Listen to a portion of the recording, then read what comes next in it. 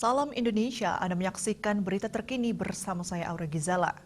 Animo masyarakat Gianyar untuk berdonor darah di tahun 2021 meningkat, namun belum mampu memenuhi kebutuhan darah.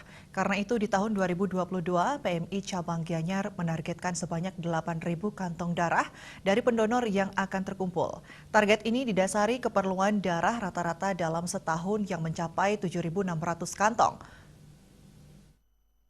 Ketua Cabang PMI Gianyar Nimade Ratnadi optimis untuk mencapai target ini di tahun 2022. Pihaknya gencar bersosialisasi dan jemput bola ke Banjar-Banjar.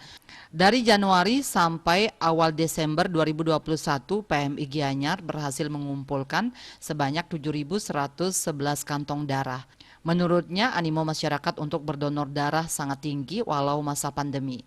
Sebelumnya, animo masyarakat melaksanakan donor sering bertepatan dengan hari kemerdekaan, hari ulang tahun, atau di Desember. Polanya memanfaatkan Hari Raya Nasional dan ini menjadi catatan.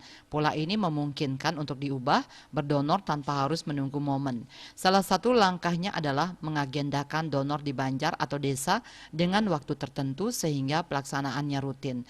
Untuk Kabupaten Gianyar, kebutuhan rata-rata kantong darah per tahunnya sebanyak 7.600 kantong. Dengan capaian 7.111 sampai awal Desember 2021, belum bisa memenuhi kebutuhan rata-rata kantong darah.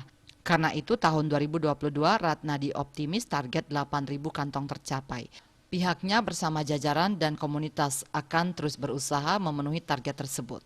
Yuliantara dan Pos melaporkan. Untuk mencegah penyebaran COVID-19, ingat pesan ibu selalu terapkan 3M, wajib memakai masker, wajib mencuci tangan, dan wajib menjaga jarak, serta wajib menghindari kerumunan. Dengan penerapan perilaku 3M, Indonesia segera terbebas virus corona menuju Indonesia maju. Update terus informasi Anda dengan subscribe dan like YouTube channel Bali TV @newsbalitv. Tetaplah bersama Bali TV, salam Indonesia.